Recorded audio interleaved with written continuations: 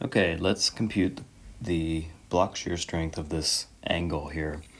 So block shear, what block shear means is a failure mechanism in a connection where you've got a shear plane and a tension plane that combine to make a block that tears out. So this block here would remain, right? Would remain connected to the plate that's not shown, and then this section of the angle would then separate. So just to show kind of what that would look like is if I draw a shear plane through here, right? It's shear because the force is being applied this way, and then this is being sheared away, right? And then if I draw a tension plane here, this would be a tension rupture plane. All right, so I'm going to write tension here, and then I'm going to draw what it looks like. And then this would be shear. So that would look like, right, the part of the angle would rip off like this. I guess I should make these squiggly. And then the other part of the angle would remain. Whoops. 1, 2, and come on, let's get it right. 1, 2, no, come on. Let's draw it over here, and then I'll separate it.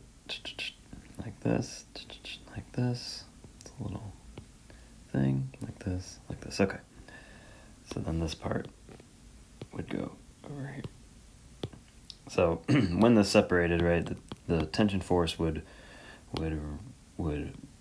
separate here and shear, and then the tension force would cause this to rupture. So we've got tension rupture.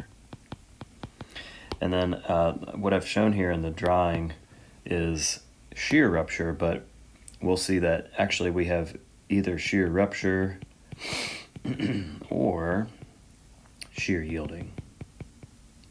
Shear yielding. Yielding. Okay. So this is what it looks like, and this is how we write it. So from AISC, Chapter J,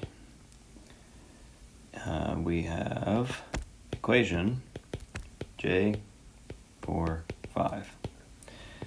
And that is phi Rn is phi of 0.75 multiplied by all of this stuff. 0.6 F sub U area net shear and F sub U area net tension. And then this is the part that trips people up. There's this inequality written here, and we have 0.6 F sub Y a GV, right? This is gross shear. And then we've got another shear rupture term here, or sorry, tension rupture term here that's going to be tacked on. I just need to scoot this over. Let's scoot it. Scoot. Scoot. Okay. Add it. There we go. So this is our equation. Now what do we need to find? Well, these are our shear rupture plane areas. One is net and one is gross. So we already know about that.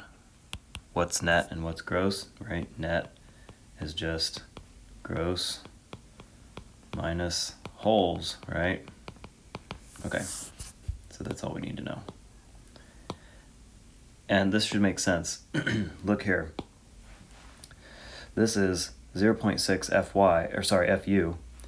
We said that this is the, when you see 0.6 times the stress, this is the shear strength, right, of the material. This is the shear rupture strength of the material. And here we see 0.6 Fy, this is the shear yield strength of the steel. So we've got rupture times net and yield times gross. So this is 100% in line with what we talked about in our tension member discussion, right? Okay, so I'm going to copy this stuff, and let's do the problem.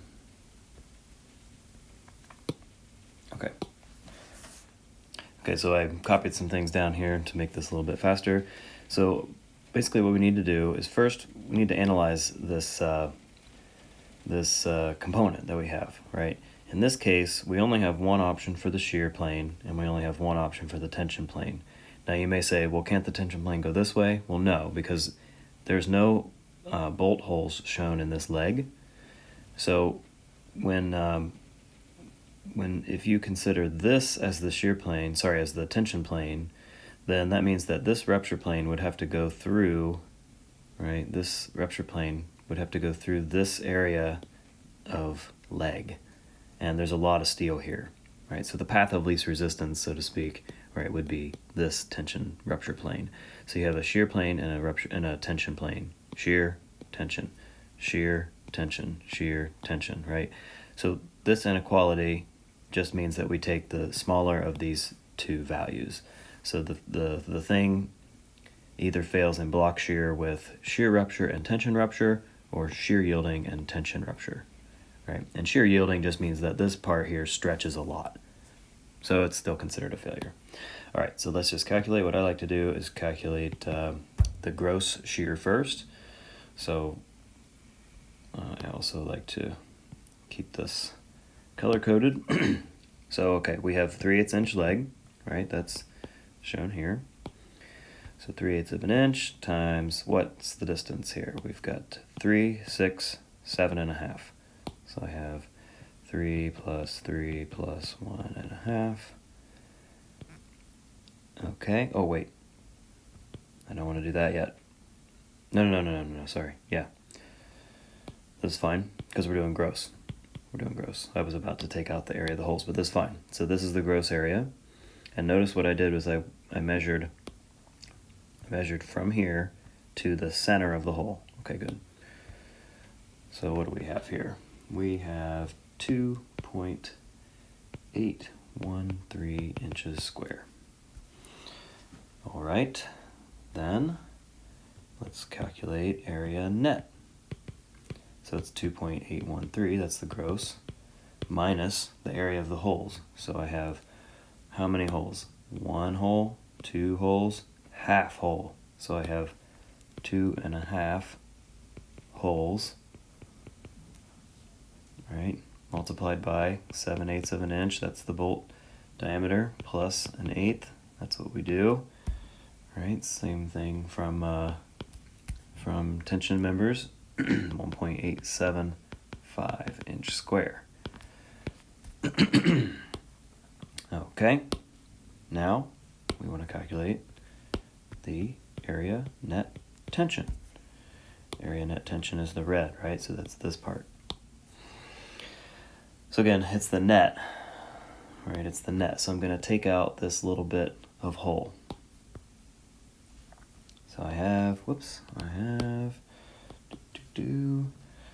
of an inch. That's the wall thickness, right? Or the leg thickness, I should say. And I have 1.5 inches. This comes from the 3.5 leg length, right? Minus 2 inches. That's this 2 inches. Right, so this distance is 3.5. This distance here is 3.5. And this is 2. Good, so that means that this portion here is 1.5. Good, so 1.5, and then I need to take out the holes. How many holes? It's a half of a hole, right? Half of a hole is right here. Right here, half. Same thing, 7/8 plus 1/8, and I get 0.375 inch square. Okay, so now I have all these things. Angles are A36, so I have F sub y is 36. KSI. I have F sub U is 58 KSI. So if I just plug all these in, right, plug this in to here, or sorry, this into here, this into here, this into here, this into here, and then this here, this here, this here, this here, right? Okay, you get it. You can plug and chug, and we can find that Rn, right, is 87 kips. And we apply phi of 0.75, and so that means we end up with phi Rn of 61.9 kips. So at 61.9 kips, this little block will tear away, right? And it'll look like this. Okay, that's block shear. I'm going to erase this. Hope that helps.